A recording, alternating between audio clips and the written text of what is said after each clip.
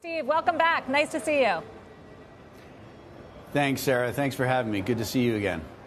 So tell us a little bit more about what you are seeing right now from the consumer who is dealing with a price shock across a number of fronts.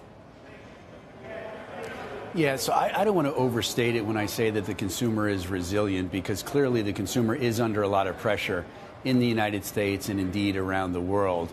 But what we have seen is that despite the inflationary pressures, despite the ongoing challenges with COVID, that especially in our business and in other businesses, the consumer has proven resilient.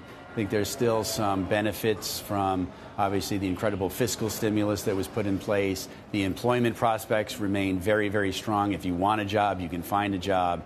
And so in the U.S., consumer remains strong. In emerging markets, the consumer, even before the pandemic, for our business has proven incredibly resilient, starting with oil shocks through the pandemic and through the inflation that we're seeing. So quite surprisingly, I would say the consumer continues to show great resilience.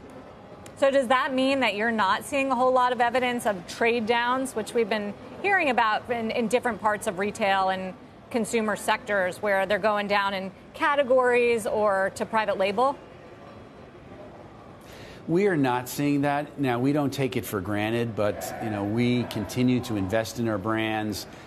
We have to earn the right to be in our consumers' kitchens and on the breakfast tables and in their pantries each and every day. And so we've continued to invest with value-added programs with our customers to make sure that we mind the price gap, that we earn the right, again, to be part of their shopping list each and every day. So we have not seen that trade down. But we think we've earned the right not to be traded down. Well, what's happening on pricing, Steve? How much have you taken, and are you continuing to raise prices? Yeah, so, we say each and every day that, the first line of defense against high prices and input cost inflations for us is productivity.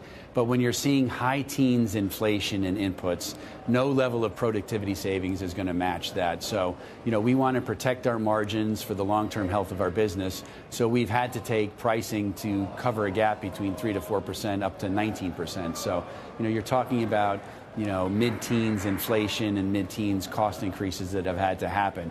As we look into the future and next year, we see the same challenging situation exist. We're going through our plans right now, so we have nothing to announce, but we don't see a mitigation of inflation happening, unfortunately.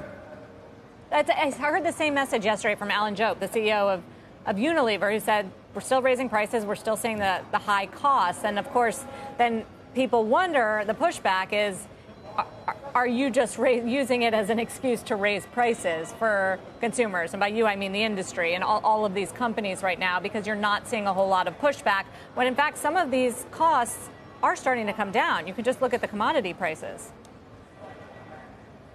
Yeah, Sarah, they're starting to come down off historic highs. Year over year, the cost inflation is still real and it's pervasive. And I'd say as an industry, I haven't seen that. We want to maintain our affordability.